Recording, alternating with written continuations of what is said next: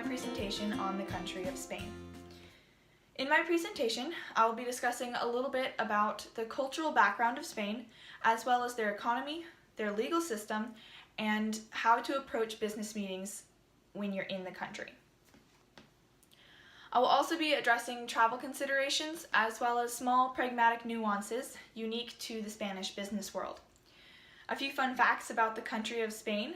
The population is sitting at just over 46 million people, and the official language is obviously Spanish, which is spoken by about 74% of the population. The Canary Islands off the coast of Africa, as well as the Balearic Islands, which are in the Mediterranean Sea, are both Spanish territories, and Spain's currency is currently more valuable than the US dollar by a few cents. The first topic that I will be discussing in this presentation is that of Spanish culture.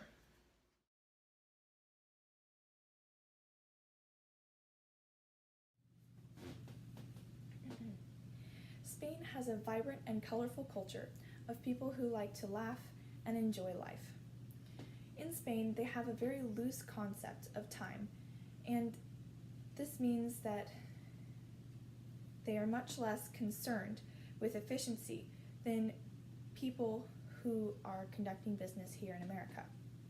It also means that they are very interested in how a certain business proposition will affect them in the future, and so they will go to great lengths to determine this. Family life in Spain is very central in their culture, and despite the fact that their country is progressively changing, women are still often viewed in the more traditional light of mother and family home provider.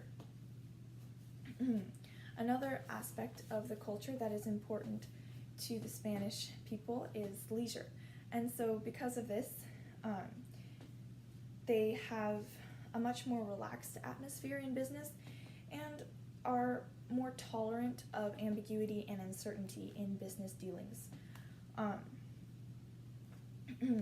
Their culture greatly affects their work environment in the area of their ingrained hierarchical system, meaning that subordinates and employees follow their superiors, and bosses and CEOs of companies hold all of the decision-making power.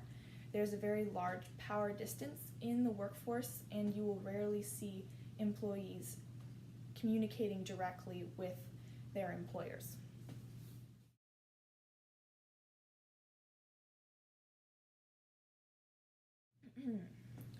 In Spain, the exchange rate for from euros to US dollars is currently at about 0.885, which translates to mean that the euro is actually slightly more valuable than the US dollar at the moment. Spain has recently emerged from a severe economic recession that began back in the middle of 2008, but the gross domestic product, or GDP, has seen rapid growth in more recent years, specifically since Spain joined the European Union back in 1986. In Spain, there are two different business cultures. First, you have the bigger, newer, more industrial industries that have adopted a more modern internal management technique. And then you have the smaller to medium-sized enterprises and family businesses that actually account for the majority of the GDP growth in Spain. As far as tipping goes, when you are dining out in Spain, it is required by law that the service charge be included in your bill, so you really don't have to worry about a tip. But if you feel that the service that you were offered was exemplary, it is acceptable to tip up to 5% extra in addition to your bill.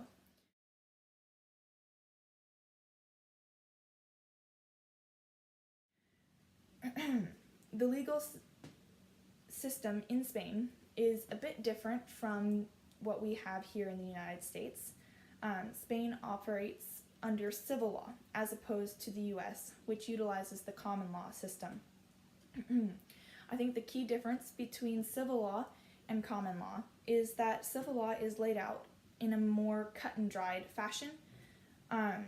There are laws and specific guidelines and disciplinary rules for every legal issue that might arise, as opposed to common law, which is based on precedents. And that basically means that judges decide how to rule on a case based on the proceedings in other cases that pertain to the same issue that have been made by other judges. So this gives judges here in the United States quite a bit more power over the law than judges in Spain have, because they have to go directly off of what the law dictates them to do.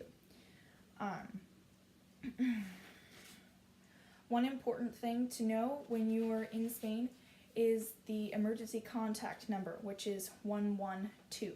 So here in the United States, it's 911. There, it's 112. So kind of easy to remember. It's just you flip it around and you change the 9 to a 2. I don't know. That kind of helped me.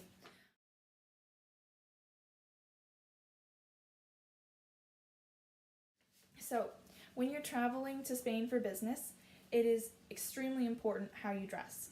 The Spanish people are very conscious of how you are dressing yourself, and your clothing speaks to them about your level of business accomplishment.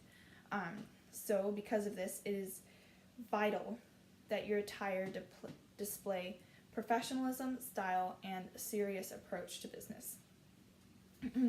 For men, it is recommended that you wear dark woolen or linen suits with silk ties and white shirts.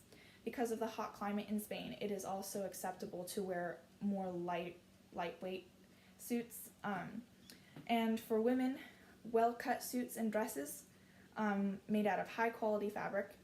And then also it is recommended that women steer away from any clothing that would draw unneeded attention to feminine attributes.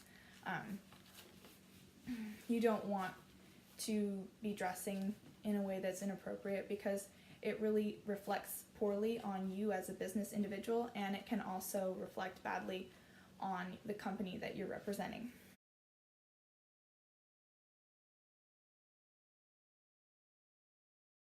As you might guess, the official language spoken in Spain is Castilian Spanish, and there's about 74% of the population that speaks this. There are a few other regional dialects spoken by the other 26%, but these variations are mainly spoken more inland, away from the coast, and in rural towns and villages. In Spain, it is respected and appreciated when you take the time and make the effort to learn small Spanish phrases, and it is also appreciated when you print out any handouts or informational pamphlets in the Spanish language. And we'll talk about that a little bit more later in the presentation.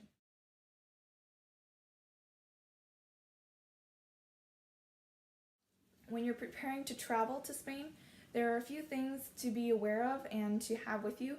Obviously, you're going to need a passport, whether you're traveling from somewhere in Europe or from another country. That's something you're going to need. If you're traveling from outside a country, sorry. If you're in, say, the United States or in Australia or from Russia, anywhere, any different country other than Europe, you're also going to need a visa, and obviously it has to be current. Other things that you have to have are documents that give specific reasons for your visit to the country. And if you're traveling from out of country, you also can't stay in Spain any longer than 90 days. When you're thinking about traveling to a different country, any different country, it's a really good idea to put together a travel itinerary. And this basically has everything from plane tickets and ferry tickets to bus schedules, maps of the city where you're going to be staying, and hotel reservations and things like that.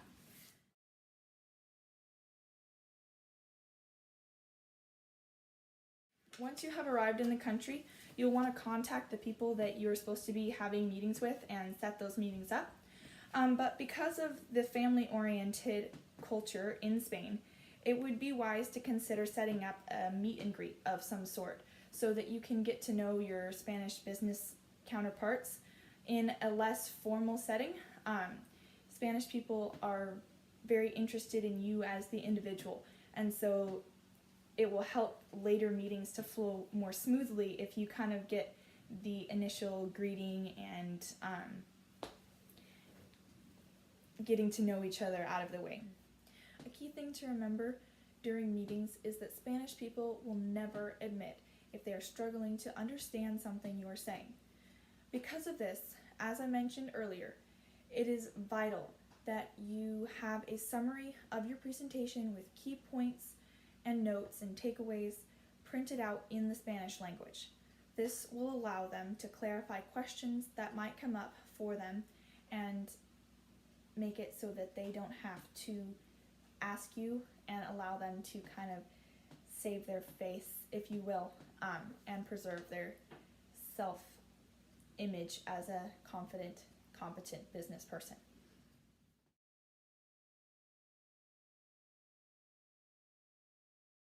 Additionally, you could share personal stories about how you have benefited from the company you're working for. This kind of gives real-life application and tangible application for the Spanish business partners to kind of see how the business is benefiting you and how it could possibly benefit them.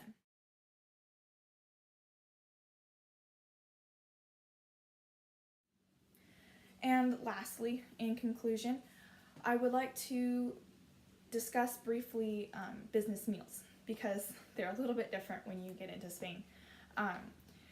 The Spanish people view business as completely separate from the dining experience. They see eating as a much more social activity, and they use it as a time to get to know you and to build those really good relationships.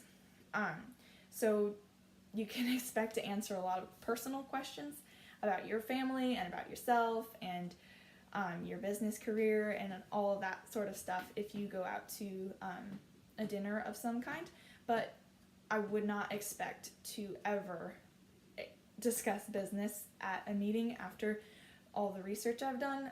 Definitely the Spanish people would never expect it, and they might even consider it a little bit offensive if you want to discuss business over a meal.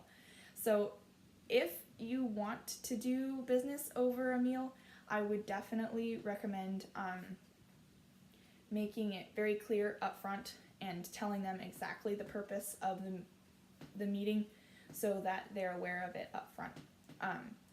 That said, a lot of business people and employees in the Spanish business world still go home for lunch and dinner to be with their families, and so I wouldn't be surprised at all if your invitation was declined. In conclusion, the Spanish have obviously a very different and unique way of doing business and living life. Conducting business in Spain can be beneficial for your company and very productive, but it must be handled with the utmost patience and respect for their customs and their culture. Thank you.